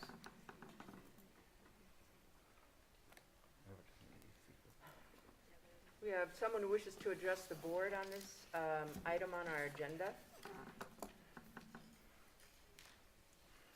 Please.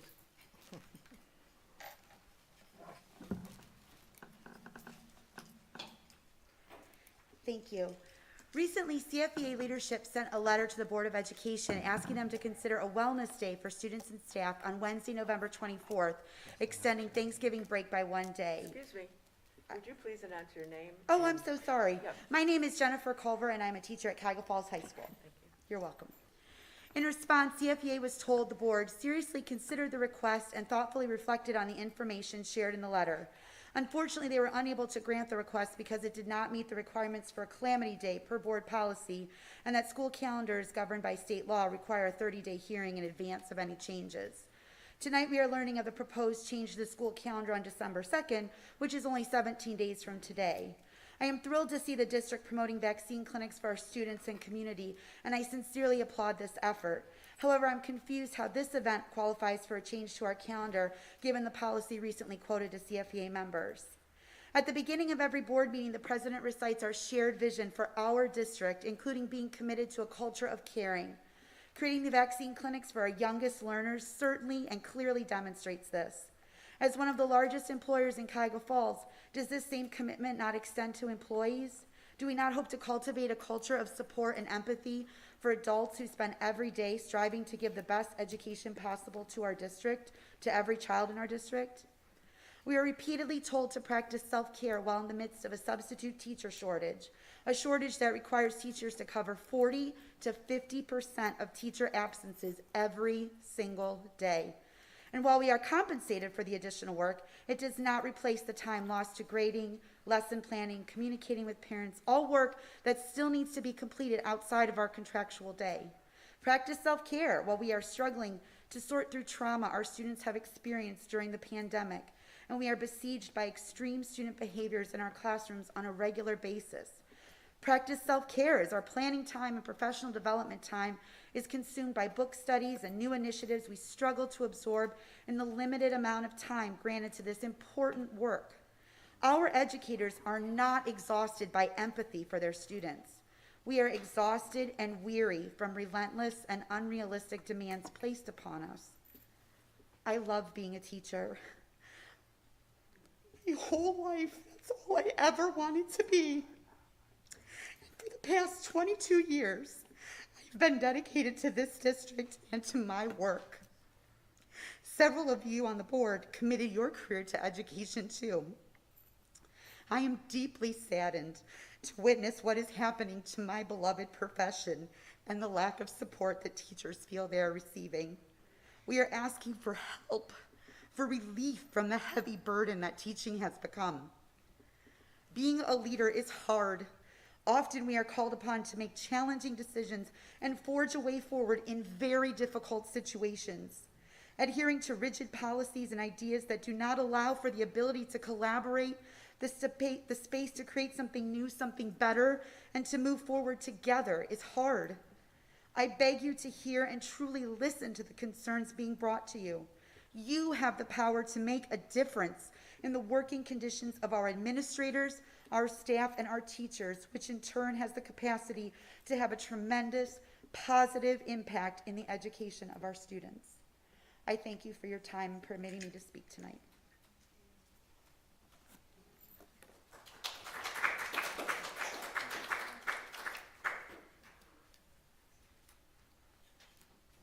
Any discussion on the consent agenda items? Roll call, please. Ms. White? Aye. Mr. Gomez? Aye. Dr. Hall? Aye. Ms. Moffett? Aye. Ms. Schofield? Aye. Any further comments? I do not. Item L, board business, comments from the public. The following individuals have requested to address the board. I will call your name in the order in which the request was received, and then please address the board in that order. Mr. Benjamin Grouden, Mr. Damian Unroe, Mr. Antonio Montana, Ms. Riley Monaco, Ms. Deborah Monaco, and Ms. Kenona Matthews.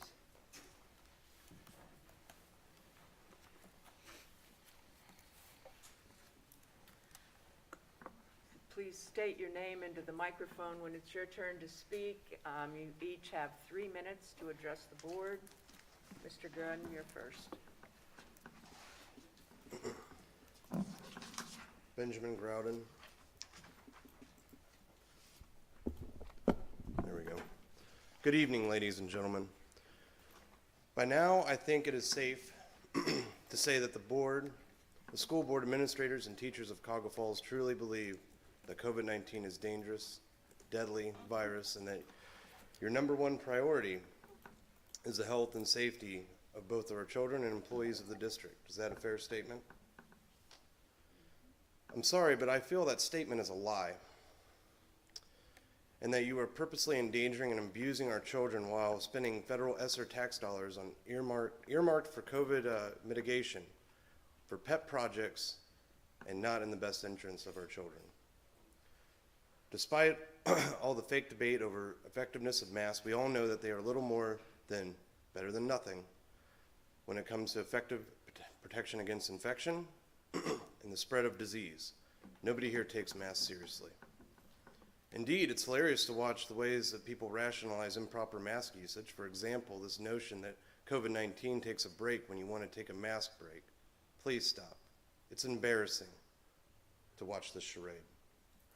If you truly considered COVID-19 to be a deadly virus and you truly made it health and safety of our children your top priority, you would not even consider these cheap, ineffective, disposable and cloth masks as an acceptable form of personal protective equipment, especially when you have been provided with millions of taxpayer money. Indeed, and now this is just ESSER 3 funds, over $5 million. You provided me with the receipts of approximately $746,000 that has been spent so far.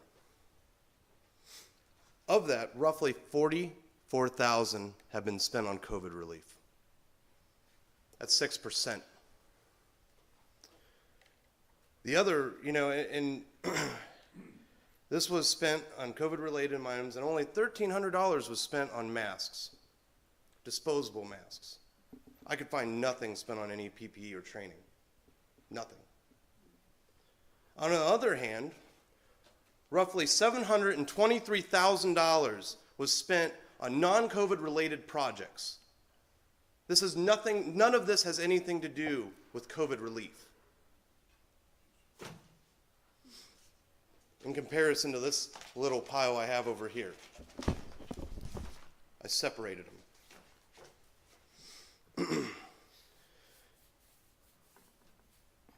Including musical instruments, $37,000 to musical instruments, $6,500 for water bottles. Imagine if we had designated $1 million to provide body armor for these fine police officers over here.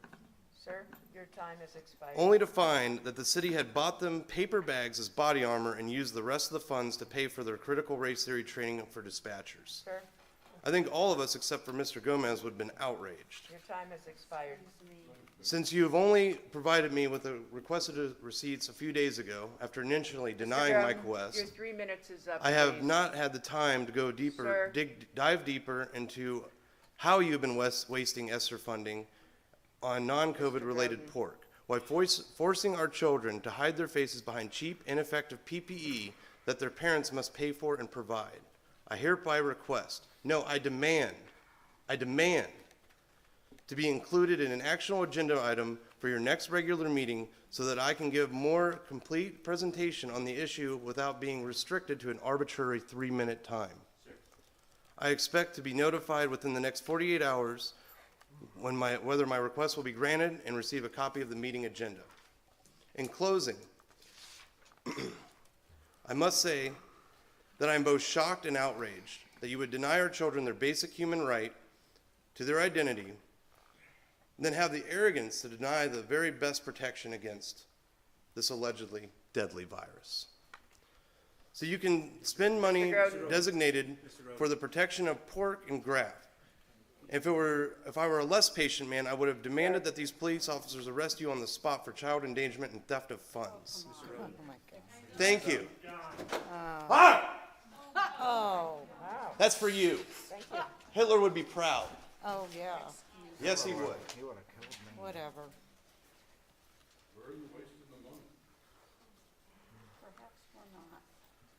Mr. Damian Unruh. We didn't. No, we didn't. No. What? That we start the time before you. It's not true.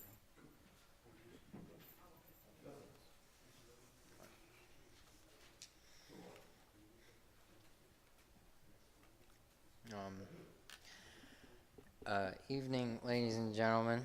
My name is Damien. I am a student at Cuyahoga Falls High School, and I'm tired of being abused by the people who are supposed to be providing my formal education. I am a free human being, and my most basic and cherished human right after life itself is to be able to show people who I am and express myself via my face. Ever since you've implemented these mask mandates, I have not only been denied that basic human right, I've been bullied, intimidated, mocked, and assaulted by a teacher and quarantined for no good reason. Many of my fellow students feel the same as I, but they are afraid to come forward after witnessing how I have been harassed and oppressed by bullies, both students and adults. Speaking of bullies, today, one that broke my sign, you gave him a Top Tiger award. I am here for them as well as myself, and I will not cower or bend a knee to tyranny. Now, I find out that this school district has been receiving millions in tax dollars that could be spent to provide us all with personal protective equipment that is not only more effective than these cheap, uncomfortable, gross masks, but that also allow us to show our faces and express ourselves as God intended. But where is it being spent on? Musical instruments and 5,000 logoed water bottles.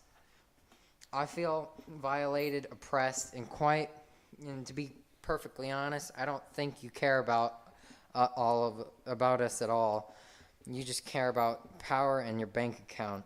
I guess maybe I should thank you for the system educating me on how greedy and corrupt our political and educational system is, but you don't deserve my thanks. Instead, I will echo what a 4th grade teacher told another corrupt, evil school board. I hope you all go to prison for what you have done and are doing to me, and every student under your boot.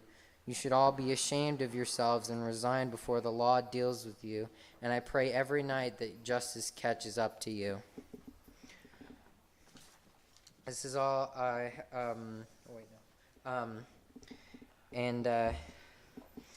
it's kind of weird that you guys all vote for these mask things in private meetings, not in public, and maybe you should spend on some of that money on cleaning the gross and disgusting bathrooms in our school, or maybe fixing them a tiny bit. That's all I have to say, and I fully expect to be persecuted further for standing up to your tyranny and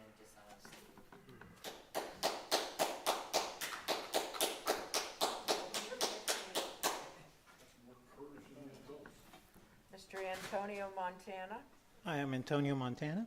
According to the CDC's own website, as of November 10th, there have been 595 deaths of children 18 and under from COVID.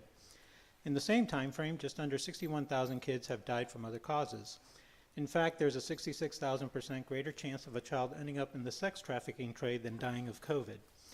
We also know that young healthy adults and teenagers are having strokes, blood clots, GBS syndrome, enlarged hearts, and heart attacks in an unusually high and disturbing numbers. What they have in common in these health issues is they're happening after taking the COVID vaccine. See Governor Gavin Newsom for a popular recent example. So knowing that COVID has a survival rate of 99.98% for people under 24, and a 99.991% survival rate for kids under 14, and the likelihood of an adverse health event is greater than the likelihood of death, why are we vaccinating our kids?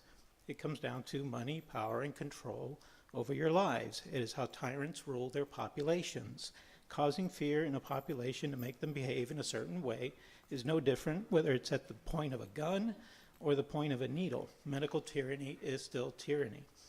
My family came to America from Cuba, and although I was very young, I grew up knowing the terror of tyrants, how made teenage boys get on their knees in front of their mothers and shoot them in the head, and then shoot their mothers, how one day they come to your door and tell you you no longer own the home you worked hard for, or no longer own the business you built from the ground up with your blood, sweat, and tears like they did to my father. Or you no longer own the sugarcane farm that has been in your family for generations and you have worked your whole life, so you burn it down like a friend of my family's did. What I am seeing in America now causes me great concern. Having learned the lessons firsthand of how tyranny works, I see it happening now in a country I never would have imagined it could happen in. How did we get here, and where could we be going? Here's a quote from a Hungarian Jew that survived the Holocaust. People wonder, how is it that we didn't do something? We didn't run away, we didn't hide. Well, things didn't happen all at once. Things happened very slowly. So each time a new law came out or a new restriction, we said, well, just another thing, it will blow over. When we had to wear the yellow star to be outside, we started to worry. What's the difference between a vaccine mandate and passport and a yellow star? The answer is 82 years. We live in a constitutional republic where our rights are guaranteed by the Constitution and the law. Don't let that go away. Fight for your rights. Don't make it a vaccine mandate. I implore the board. Make it a choice. My body, my choice. Great statement. If you want to vaccine yourself, go right ahead. You want to wear a mask, go right ahead. Just don't force other people to. That's all we're asking. Make it a choice.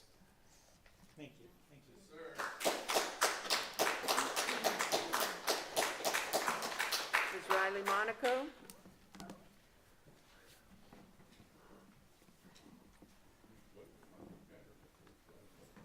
Good afternoon. My name is Riley Monaco, and I'm a lifelong resident and student of Cuyahoga Falls High School. I am here today because I think that the voice of the students needs to be heard better. I am in favor of wearing masks as long as the CDC and as long as healthcare professionals provide or recommend.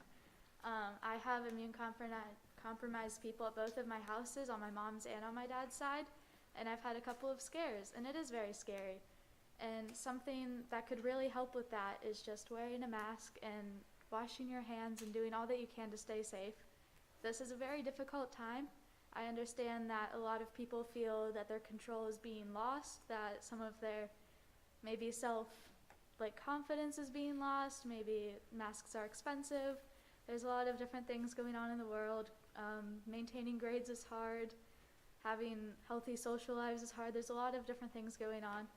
But something that I think we all either could or should agree on is that keeping people safe should be of the utmost importance, especially at a time where we've seen so many lives lost and we've seen the potential for so many more. And this is my first time speaking, and I'm kind of nervous, but I hope my point is getting across that I think masks are really important, and I think sticking up for keeping people safe is really important. And thank you for taking the time to let me speak today.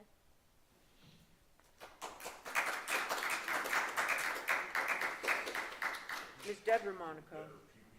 Hi, I'm a high school graduate here from the Falls. I do have a child in the schools here. I'm really seriously invested in this community. I own a business here. I'm chair of your Board of Zoning Appeals. I volunteer with the Downtown Partnership. I give blood here. I do river cleanup. I couldn't care more about the welfare of our community. And it seems to me that when we're listening to some of what's been said tonight, and I've come to other board meetings about this issue with the mask mandate, as Riley pointed out, people are talking about loss of rights and freedoms and being oppressed. As an attorney, that kind of gets my attention. And so I've given this some thought. And rights and freedoms, oppression, what do we have the right to? We have the right to bear arms. We have the right to a speedy trial. Freedoms, they're great. We have the right to free speech. We have the right to practice the religion we want to practice. Nowhere ever in my legal universe has it ever been suggested that we have the right to pass our germs to other people, especially highly contagious germs, as COVID has proven to be. And so when I hear the other speakers, what I really hear them saying is that they want the right to be selfish. And in a room full of people who've dedicated their personal and professional lives to the betterment of this community, I have to ask, are those opinions worth any weight? Are they valid? I say no. And I thank you for continuing to say no and continuing the mask mandate. I thank you for your humility and understanding. You don't know what's going on with the person next to you, if they're caring for a child with cancer, have elderly parents in the home, or as Riley stated, she's got immunocompromised people in both households that she lives in. We're looking out for the community. We're keeping our schools, our businesses open. We're keeping employees at work. Like, this is a tremendous amount of progress compared to where we were a year and a half ago. So I guess I just want to thank you for considering the science. I want to thank you for taking the statistics about masking in our own school into consideration as you have to continue to make these decisions. Thank you for your service. I mean, you've been received some pretty awful treatment and statements been directed at you. Wouldn't make me want to come in and do the work that you're doing. Thank you for protecting our students and our staff, even the students of the selfish. I know you must have a million other things that you have to deal with. Just a glimpse of what we've heard tonight. Ms. Treasurer has to educate a new board about all this statistical information about how our district operates. We have big issues with construction. I'm fine? Yeah. Okay, Yeah. all right. Thank you. Sorry you have to deal with this every other Wednesday. Can I ask you a question offline, please? Will you answer a question? Kenyona Matthews, it's your 3 minutes. Sir? Hi, my name is Sunny Matthews.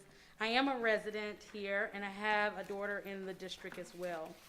I just wanted to thank you all just like she did. I wanted to thank you for caring about our kids. Masking is not new. Protecting our students, it's not new. Caring about our community is not a new thing. I thank you for doing what Americans did in 1918 to protect themselves and others. We, like most other parts of the world, wore masks, quarantined, and responded to the data that was killing the current population. I want to thank the board, the teachers, and the students for doing what is patriotic and needed. Just like public health measures have been taken when Americans have faced the yellow fever pandemic, the smallpox outbreak, and the deadly influenza pandemic of 1918. Americans and the world have always put public health at the top of our priority list, and I hope you will continue to do the same. I can tell you from personal experience that people kept my brother alive for much longer than he was expected to live. He had leukemia, and his compromised little tiny 9-year-old frame was very weak thanks to chemo. His doctors wore a mask, his family wore a mask, he wore a mask, and his friends who wanted to play with him wore a mask. He was alive for much longer thanks to those masks. I want to thank you for taking care of my 10-year-old daughter in the same way that we took care of my 9-year-old brother then. Masks are not new, protecting the public is not new, and taking care of each other is not new. It is about kindness. It is about caring about those amongst us, and so I thank you for doing what's right. I also want to thank you for keeping our kids in school. My daughter is benefiting from the fact that we aren't having to close our schools due to the numbers rising and rising. They're actually decreasing thanks to your efforts. And while I don't see this board coming up with any kind of vaccine mandate, which I don't think it should, I do believe people should have choice in some way in what they want to do with the health of their child at this point. I do believe that most people will end up vaccinating themselves and their children. We just have to get through this point. Thank you. Thank you. Madam President, I have the opportunity to speak one question to the board, to you. I'd be happy to speak with you after the meeting, sir. That's fine. Item 2, future agenda items. I just wanted to reiterate my list on, but I'm not sure when, I know the literacy is coming up, but the hopes, the wellness and success, the focus book study, I'd like to hear some more on that eventually. The air conditioning thing in the elementary schools, I'd like to know about, and a little bit more information on gifted programming, so, you know, I don't know exactly when, but I'd like to hear sometime about those programs. Thank you. Thank you. I'll just add, I know Dr. Cruz has presentations, I think at both meetings next month. And then I spoke with Ms. Stoykoy as well about the emergency levy, because I think there's some misunderstanding. So that'll be on as a discussion item at our next meeting, just to give this board an opportunity to express some thoughts on what ideas we might have. And then we'll put it on the agenda again in January so that the new board members have an opportunity to give thoughts on what could be done with that, so that then the administration can work all of that in and make a thoughtful plan to present to us. Thank you. Other future items? Thank you. We'll move to item 3, committee reports. The Alliance for School and Community Growth, Mrs. Moffett. Nothing. Athletics and Activity Council, Nothing reported at this time. thank you.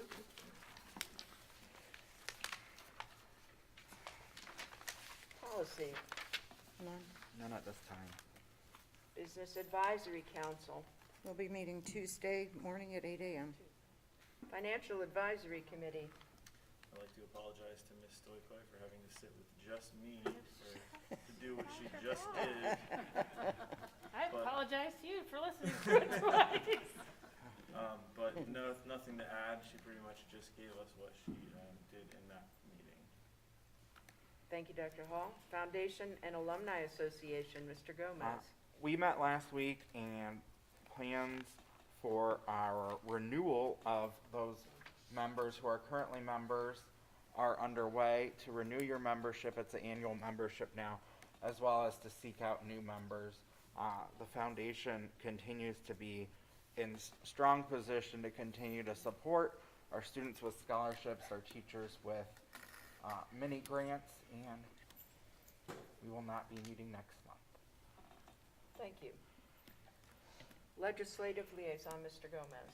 The only thing I would bring up is in regards to our State Board of Education. They elected a new president who was their vice president, Charlotte McGuire. She's an elected member out of the Dayton area. And then they elected a new vice president. There's some discussion as to whether or not they are going to affirm or do away with their strategic plan regarding the whole child. So that's an action item to stay aware of. It's something that they're discussing. Thank you. Student Achievement Liaison, the district leadership team met on Monday, the 15th. We worked again on norms, read an excellent article on the power of team norms, compared those with some of our brainstorming from the previous meeting, and then also worked with a video webinar from Dr. McNulty on DLTs, BLTs, and TBTs, and then also read again how data-driven reform can drive deficit thinking. Comments?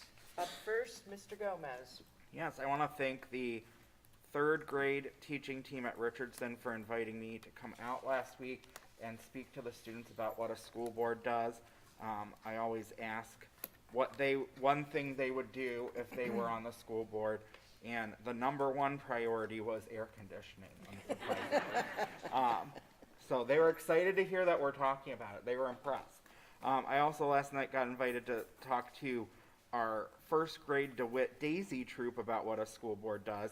Now they're from DeWitt, so they have air conditioning. So their big concern was they wanted less math because they're not a big fan of that.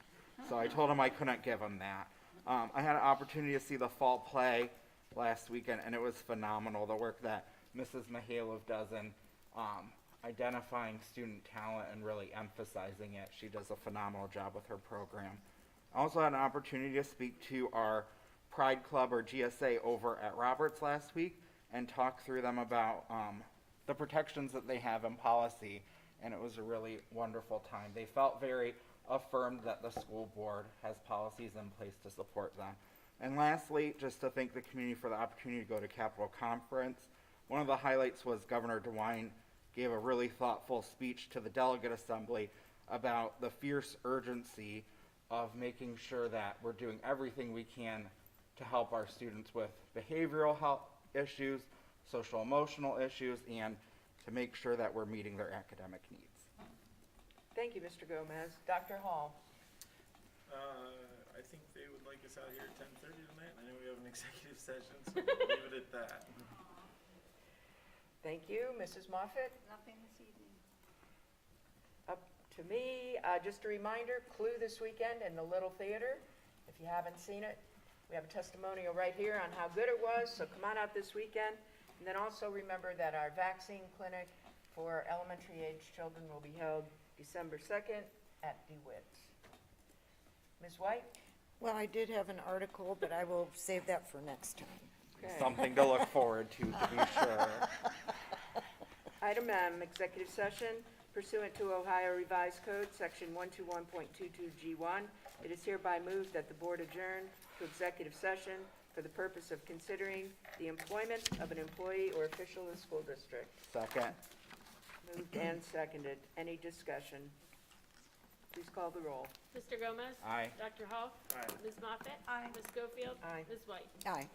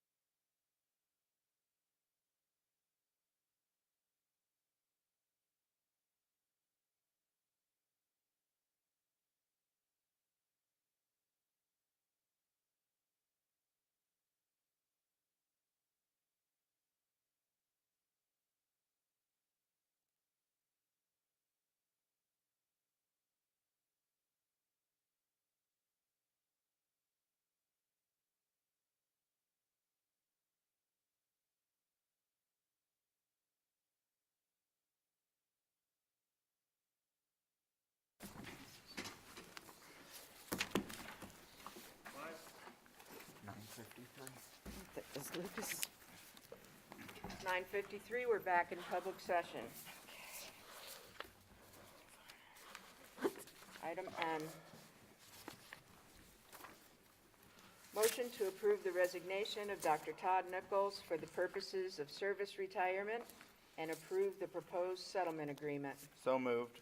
I'll second. Moved and seconded. Any discussion? Please call the roll. Mr. Gomez? Aye. Dr. Hall? Aye. Ms. Moffett? Aye. Ms. Schofield? Aye. Ms. White? Aye. Motion to approve the appointment of Ellen McClure as Superintendent pro tempore, effective immediately and until the appointment of an interim superintendent. So moved. I'll second. Moved and seconded. Any discussion? Please call the roll. Dr. Hall? Aye. Ms. Moffett? Aye. Ms. Schofield? Aye. Ms. White? Aye. Mr. Gomez? Aye. Motion to approve and authorize the Summit County Educational Service Center to conduct a search for an interim superintendent. So moved. Second. Moved and seconded. Any discussion? Please call the roll. Ms. Schofield? Aye. Ms. White? Aye. Mr. Gomez? Aye. Dr. Hall? Aye. Ms. Moffett? Item O, adjournment. Move to adjourn. Second. Moved and seconded. Roll call. Ms. White? Aye. Mr. Gomez? Aye. Dr. Hall? Aye. Ms. Moffett? Ms. Schofield? Aye. Oh, boy. No discussion on motion to adjourn.